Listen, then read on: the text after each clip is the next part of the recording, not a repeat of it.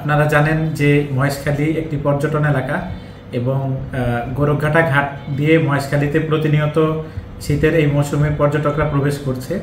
তো আমরা আজকে গোরখঘাটা ঘাটে গিয়ে দেখেছি যে প্রচুর পরিমাণে মোটরসাইকেল ওইখানে অবৈধভাবে পার্ক করে রাখা আছে এবং এই মোটরসাইকেল রেখে তারা ঘাট পার হয়ে কক্সবাজারে চলে গিয়েছে, তো যেটি সম্পূর্ণ নিয়ম বহির্ভূত।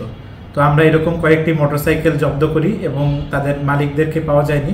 ওই মোটরসাইকেল জব্দ করে আমরা থানা হেফাজতে প্রেরণ করি এবং আমরা সেখানে যে যানজট দেখতে পাই বা সড়কে যে বিশৃঙ্খলা দেখতে পাই, কারণ আমরা জানি যে গোরখঘাটা ঘাটের যে ব্রিজটি রয়েছে সেই ব্রিজটি অত্যন্ত সংকীর্ণ। তো জনসাধারণ এবং পর্যটকদের চলাচলের উপযোগী করে তোলার জন্য সার্বক্ষণিক সেখানে যে ইজারাদাররা রয়েছে তাদের লাইনম্যানদেরকে বলে দেওয়া হয়েছে যে এই রাস্তাটি যাতে সকলের চলাচলের উপযোগী থাকে, যাতে করে পর্যটকেরা এবং যারা রোগী রয়েছে বা নারী সদস্য যারা পার হচ্ছেন, নারী যারা রয়েছেন তারা যাতে স্বাচ্ছন্দ্যের সাথে পার হতে পারেন। ধন্যবাদ।